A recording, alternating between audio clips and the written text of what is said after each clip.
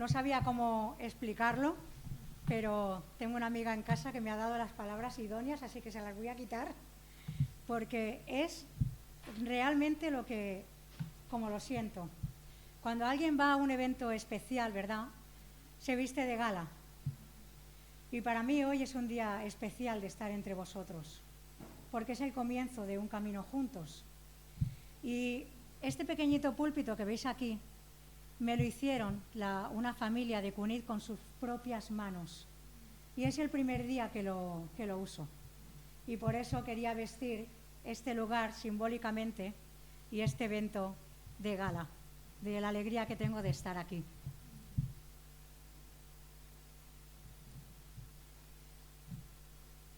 Sé que hay inquietudes de qué pasará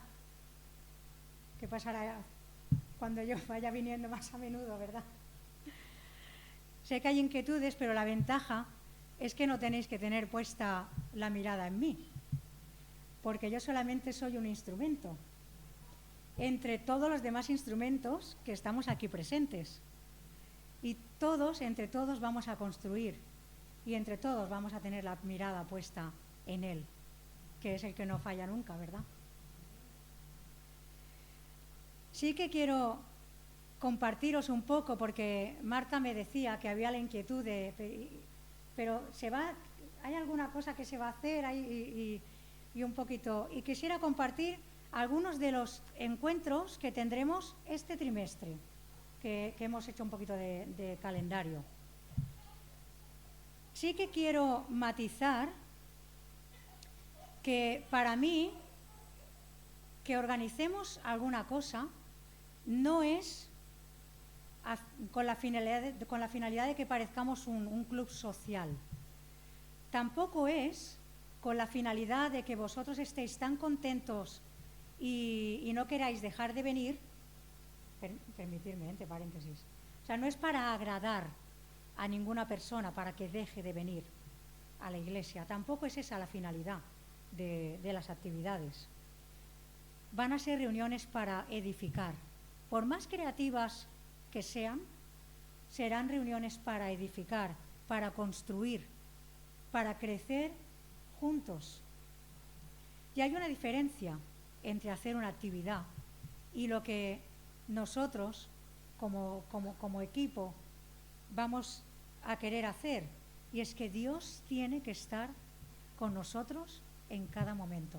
Esa es la diferencia entre venir y hacer una actividad y que Dios esté con nosotros respaldando. Algunas de las ideas que hemos y que os expongo un poquito es que a lo largo de este trimestre tendremos un taller evangelístico que estará abierto veréis cómo estará de una manera tan sencilla que todas las personas sin edad alguna podrán colaborar. Tendremos, que a alguien le llamó la atención, paseos que edifican. ¿Qué son paseos que edifican? Pues ¿verdad que el médico a más de uno aquí le ha recomendado caminar? Bueno, pues lo vamos a hacer juntos, pero por el camino vamos a ir edificándonos. Vamos a sacar una pregunta o un tema para ir reflexionando. Vamos a tener una comida temática y también vamos a tener un evento de un estudio que va a estar dividido en 3 partes, en el que nuestra hermana Tony lo va a impartir. Y solamente os voy a dejar, porque no puedo decir ni qué tema es, pero sí puedo decir que el tema se menciona 365 veces en la Biblia, así que debe ser importante. Y no vamos a dejar a los jóvenes y a los prejóvenes, porque vamos a tener también alguna cosita con ellos.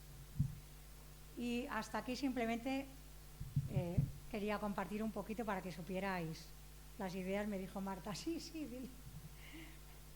diles. Y ahora sí que quisiera comenzar con lo que he traído para vosotros. Dice en Job 11, del 13 al 19, si diriges bien tu corazón y extiendes a él tu mano, si en tu mano hay iniquidad y la alejas de ti, y no permites que la maldad more en tus tiendas, entonces ciertamente levantarás tu rostro sin mancha, estarás firme y no temerás, porque olvidarás tu aflicción como aguas que han pasado, las recordarás. Tu vida será más radiante que el mediodía, y hasta la oscuridad será como la mañana. Entonces confiarás, porque hay esperanza. Mirarás alrededor y te acostarás seguro.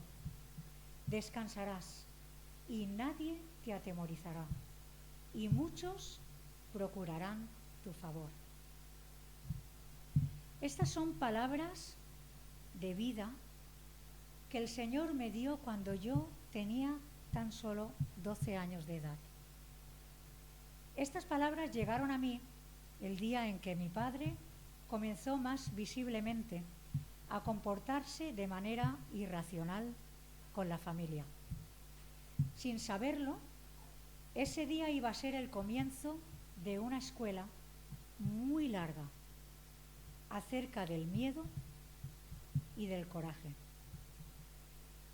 No fue hasta 4 años después que supimos que lo que mi padre tenía no podíamos llamarle maldad, sino enfermedad. Una enfermedad muy dura y difícil para nosotros y para él mismo. Esquizofrenia paranoide. Entonces no había internet. Vosotros me conocíais y yo estaba aquí. Que nos explicara lo que estaba sucediendo. Como ahora que puedo comprender con más amplitud lo sucedido. Entonces confiarás, porque hay esperanza. Esta fue la primera lección que tuve que aprender. Entre aproximadamente los 12 y los 21 años. Por eso digo que fijaos qué escuela tan larga. Me aferré a estas palabras. Confié con solo 12 años. Y así hice. Le pedía ayuda a él, porque confiaba. Sin embargo, tuve que experimentar lo que yo titulo cuando yo pido ayuda y no oigo a Dios hablar.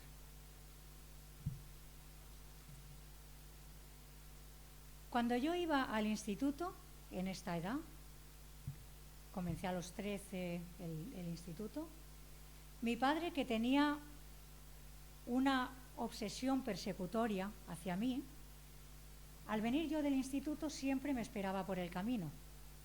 Y habían solo dos rutas diferentes. Intentaba intercalar para no encontrarme con él, pero al final siempre daba conmigo.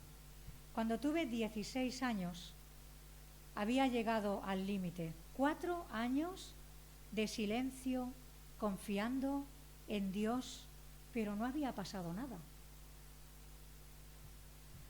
Así que cuando llegamos al límite, esta frase que voy a decir seguramente a más de uno la va a comprender, la profundidad. Cuando llegamos al límite, somos osados con Dios para retarle. Así que había decidido que ese día, si volvía a encontrármelo, cometería un error. Cometería una locura. Camino a casa, cambié de ruta y salté, había una valla de cemento que me permitía cambiar de ruta. De pronto escuché detrás de mí la voz de mi padre que me llamaba y entonces, mirando al cielo, dije, sabía que no me ibas a escuchar, porque ya no tenía esperanza. Seguí avanzando, pero mi padre volvió a llamar con insistencia. Cuando me di la vuelta, no pude creer lo que vi. Junto a él lo custodiaban 2 policías. Tranquila, me dijo, no ha pasado nada. Ve a casa, están todos bien. Y se lo llevaron. Salí corriendo hacia casa Y fue el día en que los muebles del comedor estaban tirados por el suelo, mi familia en casa de la vecina, mi padre se había violentado con mi abuela. Y ese día pasó muy despacio, llevé a mis hermanos refugiándolos a casa de una amiga del barrio y mi padre volvió. Entonces comenzó a gritar por toda la escalera de vecinos, amenazándonos para que entráramos en casa. Volvimos a llamar a la policía y llamamos a un profesional para asesorarnos porque estábamos asustados y no sabíamos qué hacer. Después de 4 años, aquí yo tenía 16, viviendo en medio de esta situación, por primera vez, yo creo que como eran las 2 de la tarde, el policía tenía hambre y accedió a llevar a mi padre a un reconocimiento psiquiátrico. Después de ese día de grito de auxilio, me dije que nunca más iba a perder la fe en el sentido de la confianza en Él. Y hasta hoy, por su gracia, así ha sido. Ese día fue cuando supimos, por ese reconocimiento psiquiátrico, que esas acciones de mi padre se llamaban esquizofrenia paranoide, que era una enfermedad violenta en muchos casos y que 1 de cada 1000 casos, un familiar puede vivir acoso de este tipo. Así que yo era una entre 1000. Y ahora suena a título de libro, ¿verdad? Pero en aquel momento muy injusto. Y la primera reacción siempre es preguntarnos, ¿por qué yo? En esa época intenté comunicarme con los demás. Era aunque aparentemente tan abierta por fuera, pero todas estas cosas las interiorizaba. Así que era muy difícil para mí pedir ayuda, porque todo esto se me hacía más grande que mi tamaño y más grande que mi propia edad. Y además estaba convencida de que nadie iba a acudir en mi ayuda, porque nadie iba a saber qué hacer. Y así comenzó mi segunda lección. Tendrás confianza, entonces confiarás porque hay esperanza. Pero a veces sucede que pedimos ayuda y no oímos a Dios hablar. Mirarás alrededor y te acostarás seguro, descansarás y nadie te atemorizará. Esta fue mi segunda lección. Ya Dios iba a empezar a actuar, porque si yo me iba a acostar segura, si al fin iba a descansar y si al fin nada me iba a atemorizar, eso es que iba a suceder algo. Y comenzó mi segunda lección, que he titulado Cuando Dios habla, pero no encaja con lo que yo le pido. Otra lección muy larga, entre los 21 años y 37 años de edad. El tratamiento de mi padre, porque lo internaron unos poquitos meses, duró eso, muy poco, donde la familia pudimos tomar un respiro. He de decir, y quería transmitir esto a Paquito, que Paquito fue el mejor amigo de mi padre, aún en medio de esa enfermedad, y él lo recuerda siempre así. Mi padre, que se confesaba cristiano, nos obligaba a leer la Biblia con él todos los días, pero toda la enseñanza era tergiversada a su favor. Eso era una de las sintomologías de la enfermedad también. Así que a los 18 años de edad decidí irme a estudiar teología, porque dejé de preguntar por qué, para empezar a preguntar para qué. Y además quería estar segura de no creer cualquier cosa que mi padre me había enseñado. Lo que sí le pedí a Dios es que le diera un sentido a mi vida y un propósito, y uno de los más importantes para mí fue: no dejes que mis hermanos pequeños me vean decaer y rendirme. Y esa era mi oración. Llegando al límite de mis fuerzas, aquí ya era una edad muy difícil, una nueva puerta se abre dentro de mí, delante de mí. Y la manera en que las circunstancias comenzaron a moverse para ayudarme a respirar es tan sorprendente que es mejor, y permitirme esta expresión, explicarlo frente a una taza de café, y eso es una invitación con toda regla. Me enfrenté a mi padre porque surgió la oportunidad de poder ir a Inglaterra y salir de casa. Era necesario que yo saliera. Era peligroso para mí.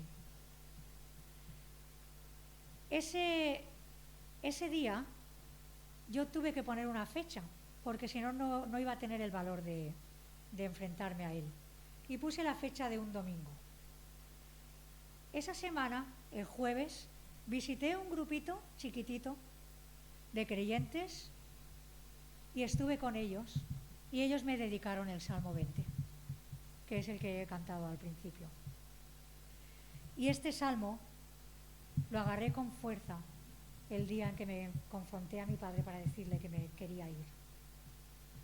Entonces yo ya estaba al borde del precipicio y todo mi afán era pensar con cordura.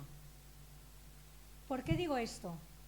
Porque mi padre me escribía cartas a escondidas y eran pensamientos rebuscados. Imaginaos una niña y un adolescente recibiendo cartas de su padre sin sentido. Todo eso a mí me estaba creando un caos interior. La carta más significativa fue una que él envió a Inglaterra cuando yo ya estaba allí, y en el calendario que solamente Dios conocía, solo faltaban 2 años. Lo digo así porque cuando estamos en el tiempo no sabemos lo que pasará, pero qué emocionante es poder decir hoy que cuando yo recibí esa carta faltaban 2 años para poder mirar atrás y decir: hemos estado pasando por esto, pero ahora ya pasó. Esa carta fue una amenaza hacia mí. Y entonces pedí asesoramiento profesional y la familia tuvimos que seguir unos pasos. Yo tuve que llamar a casa y decirle a mi padre que ya no iba a volver. Y en ese tiempo mi madre tenía que hacérsela fuerte para tramitar la separación. Era peligroso que mi padre estuviera en la casa. Y la única manera de conseguir que él se marchara es que pensara que yo no iba a volver. Quiero hacer un paréntesis para dar honra a mi madre.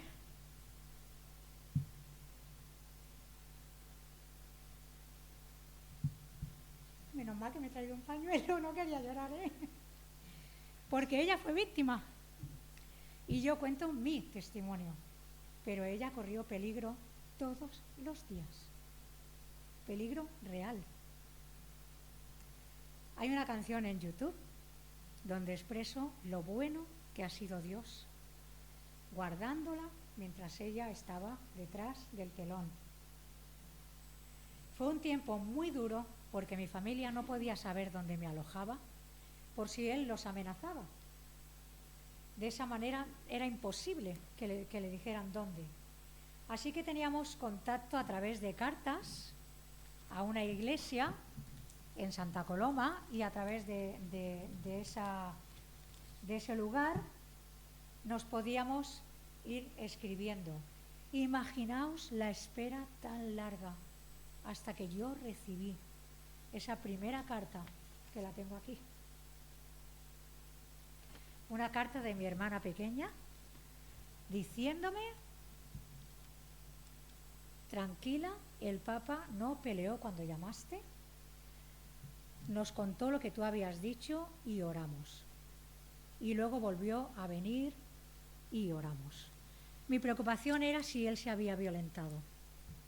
porque en su paranoia me había mostrado que cada vez que hacía algo que no le gustaba, se violentaba con el resto de mi familia. Entonces eso era un chantaje muy, muy fuerte. Desde aquella llamada telefónica todo estaba preparado para salir de Nottingham, de Inglaterra, y solo cabía esperar esas noticias, ¿verdad?, de que mi familia estuviera bien. Estuve escondida unos meses hasta dejar pasar la tempestad. Hay personas que si escucharan hasta aquí dirían, bueno, pero a lo mejor eso no era Dios obrando, a lo mejor era tu sugestión. No sé si habéis oído, pero ahora está de moda la palabra sugestión. Uy, que me tiene de feliz cada vez que la escucho. Así que le he pedido a Tony que ponga un ejemplo de cómo Dios obró en ese momento, y solo podía ser Él.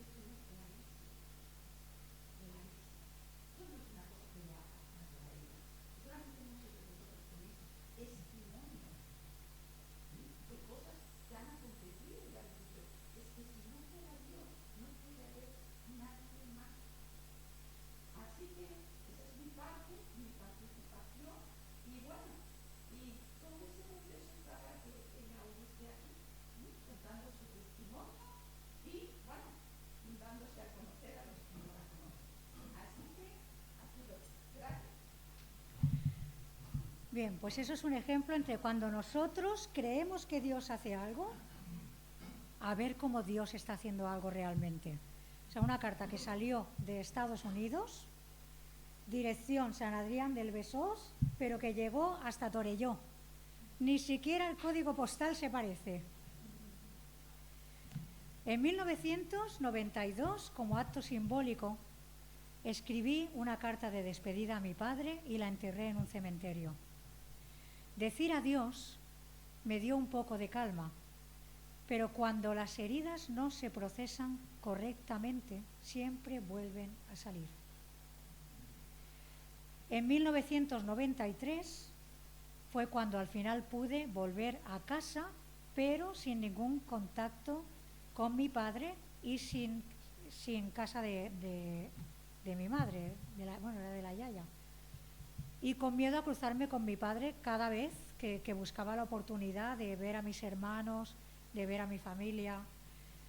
Viví esta etapa, entonces volví a Ipste a terminar mis estudios. Viví esta etapa bombardeando con mi monólogo interno a personas a mi alrededor que yo consideraba maduras. Algunas dijeron verdades, pero he de decir con tristeza que otras dijeron barbaridades, que aún causaron más daño. El desgaste emocional en estos años creo que fue el más fuerte para mí. Aunque mi padre no lo veía y las circunstancias habían cambiado, era como si pasaba por una crisis de preguntas sin respuesta que yo quería oír. Y estaba llena de pensamientos erróneos que había ido acumulando. ¿Y cómo corregir ahora eso? En el año 2002 volví a escribir una carta simbólicamente a mi padre. En esta etapa entendí por qué hay libros escritos que hablan de la influencia que ejerce la figura paternal sobre sus hijas. Y en esta carta expreso la que él tuvo sobre mí. Voy a leer solo unos trazos. ¿Por qué las cosas que hago me recuerdan a ti, papá? ¿Es eso la herencia que me dejaste? ¿Acaso te pedí ser mejor padre?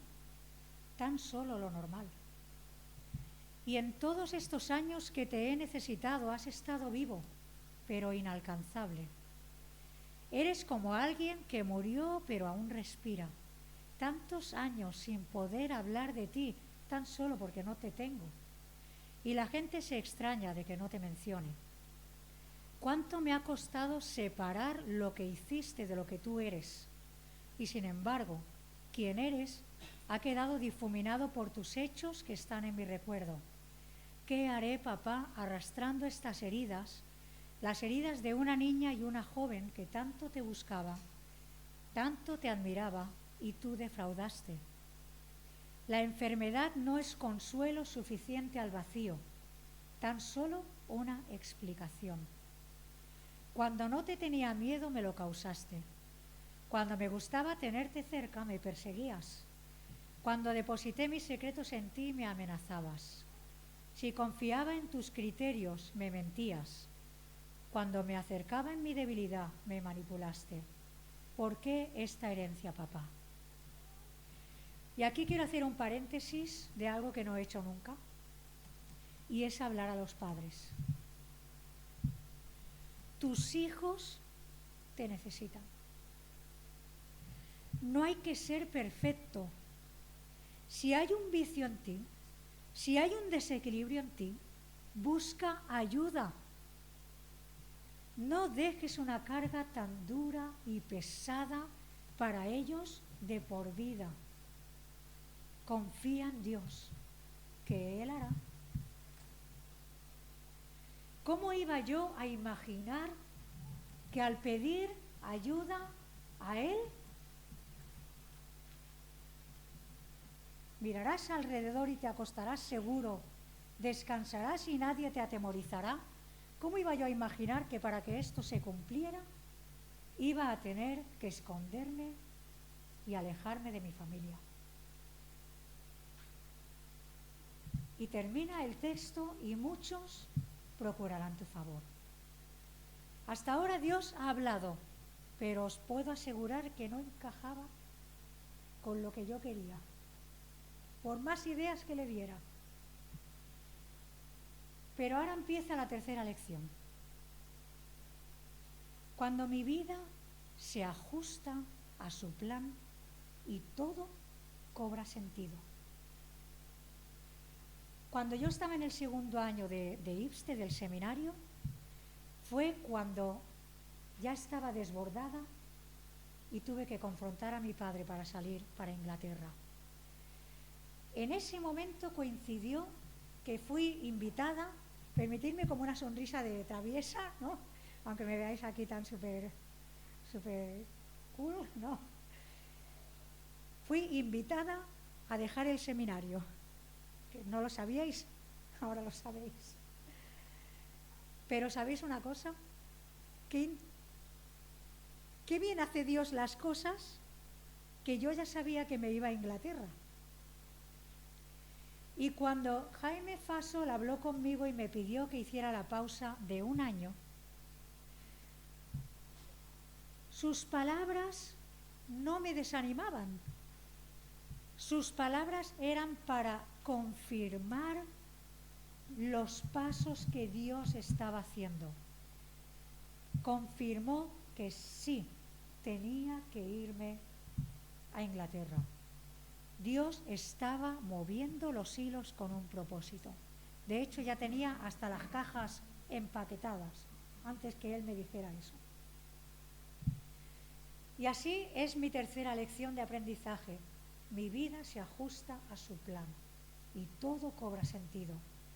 Y es empezar a mirar la historia y comprender que ser una entre 1000 puede ser de ánimo al menos a 999 a mi alrededor.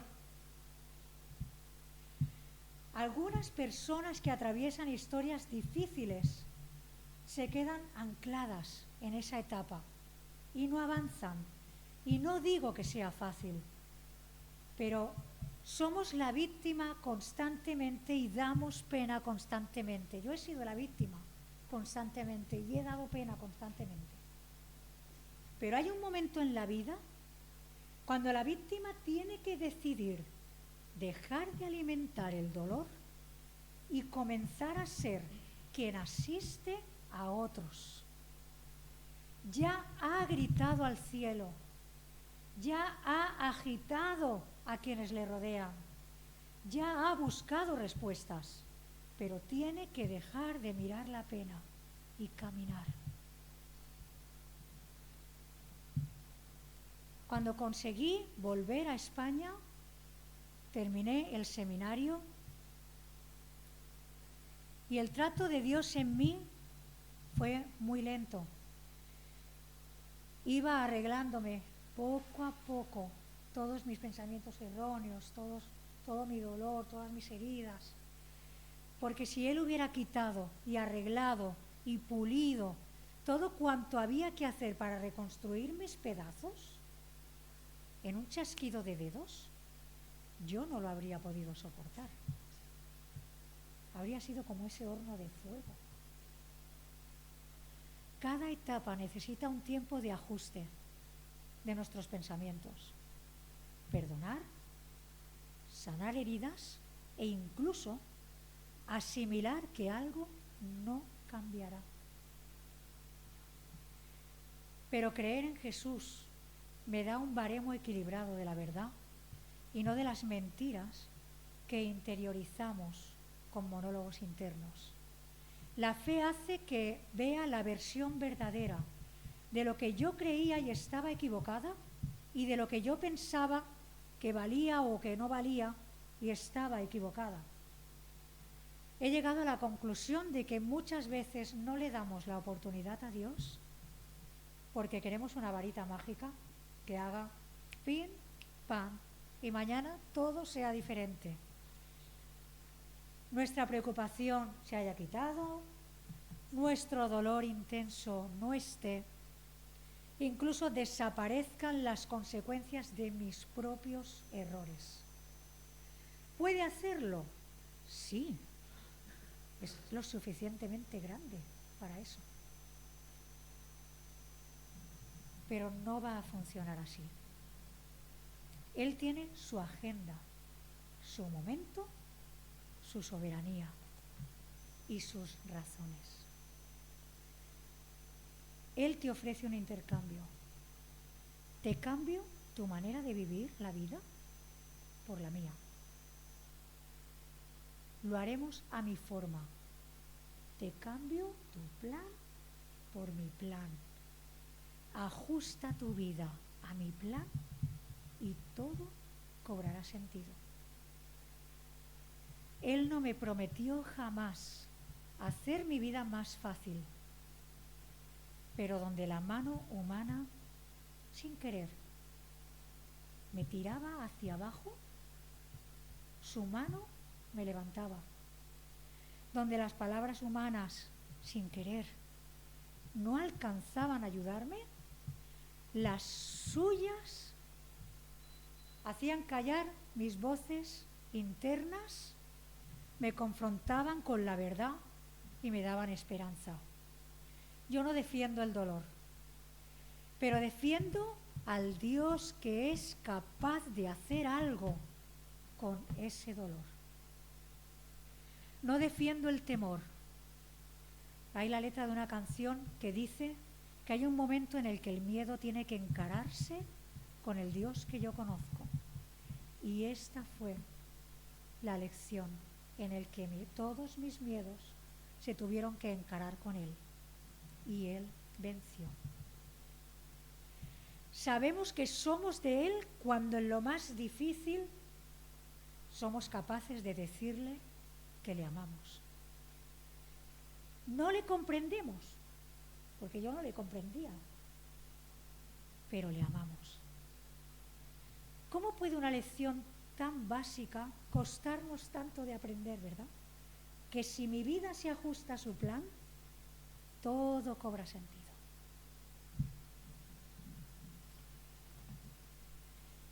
Hasta aquí esta larga escuela del miedo y del coraje.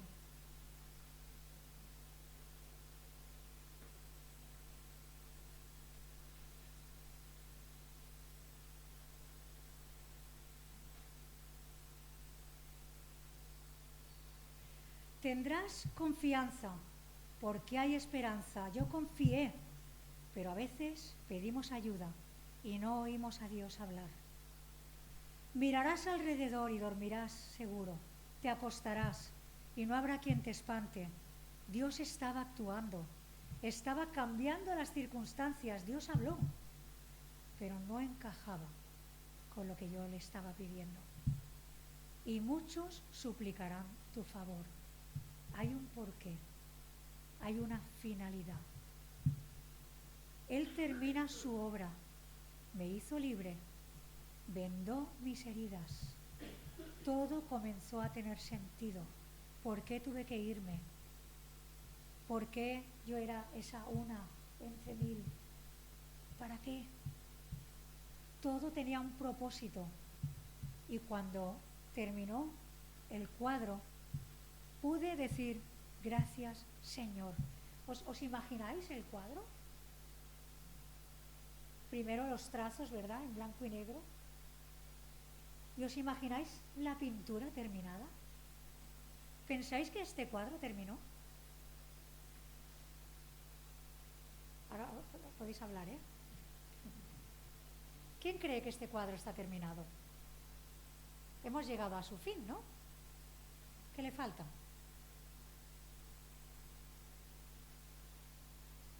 Le falta su firma. Y eso era algo que yo os puedo asegurar que ni me lo esperaba. Cuando Dios hace una obra en nosotros, no la termina hasta que la aborda. Durante un tiempo tuve una inquietud de la que estaba convencida que el cuadro estaba terminado aquí. Yo ya estaba bien, la familia estaba bien, todos seguimos al Señor. Nuestra fe creció, nos hemos fortalecido, ¿no? Pero yo tenía una inquietud. ¿Y si le ocurre algo a mi padre y no le he podido decir adiós? ¿Y si él se va de este mundo pensando que su familia no lo quiso? Y tenía esa inquietud. Y de vez en cuando le decía a mi hermana, Sara, ¿tú crees que yo puedo ya hablar con el Papa? Porque yo esperaba que mi padre fuera tan débil, que no pudiera salir corriendo detrás de mí, ¿no? A ver si me entendéis. Y mi hermana me decía, no, todavía no, ¿no? 25 años sin poder hablar con él. Pero en diciembre del 2016, esa inquietud empezó a ser más fuerte y volví a hablar con mi hermana. Sara, ¿tú crees que yo puedo hablar con el Papa ya? Y ella se asesoró con un profesional y él le dijo sí, pero que no hable de nada de lo que... Bueno, un poco por el tema de la enfermedad. Mi padre estaba en León. Y conseguí un teléfono y hay una canción que tengo escrita que se titula 13 de abril para recordar el día en que yo pude hablar con él. Y fue una llamada muy sencilla. Papá, soy yo, soy tu hija, soy Elena. ¿Elena? ¿No eres Sara? No, porque él estaba acostumbrado más a hablar con Sara. Y te llamo para saber cómo estás. Y pude hablar con él. Después supe que ese día él había estado ingresado, muy grave, y me habló desde el hospital. Y el Señor me concedió 4 meses antes de que él falleciera para poder hablar con él de vez en cuando. De vez en cuando lo llamaba y como sabía que su tema favorito era la Biblia, pues le sacaba el tema de la Biblia. Pero quise que él se sintiera querido por mí y de mi parte por mis hermanos. Hasta que al final pude despedirme. Creo que él fue consciente que mi hermana y yo estuvimos allí cuando ingresó y pudimos decirle adiós. ¿Qué os parece esta firma? ¿Qué os parece? Increíble, ¿verdad? ¿Por qué no le damos un aplauso al Señor?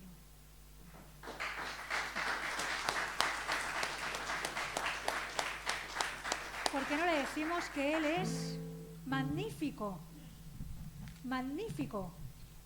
Yo eso no me lo esperaba.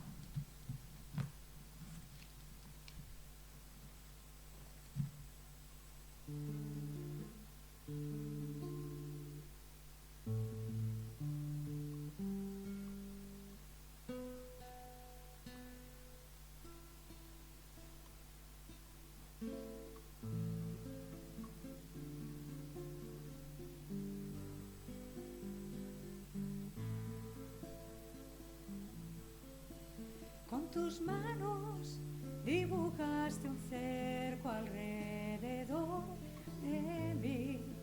Con tus ojos me seguías, aunque dudara de ti.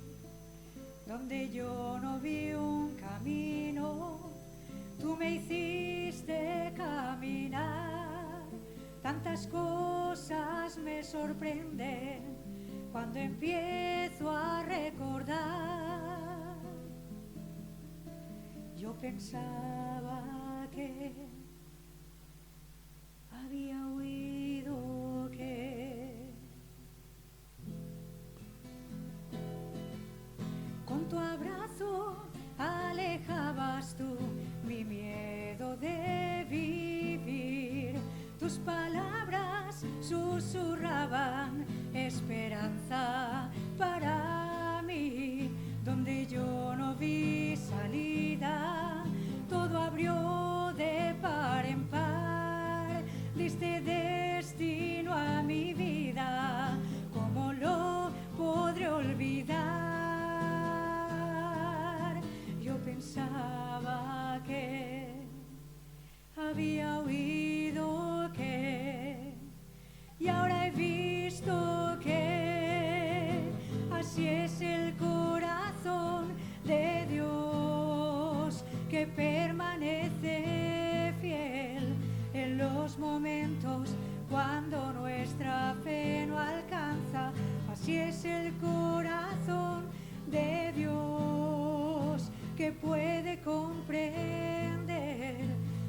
desesperación cuando eres la vasija que a sus manos llegó rota, rota para restaurar. Donde yo no vi salida, todo abrió de par en par. Diste destino a mi vida, ¿cómo lo podré olvidar? Yo pensaba que había oído que, y ahora he visto que así es el corazón de Dios, que permanece fiel en los momentos cuando nuestra fe no alcanza.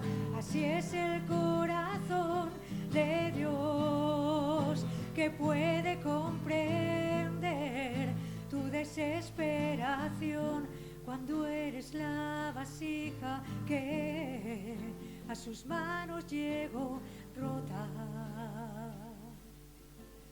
rota para restaurar.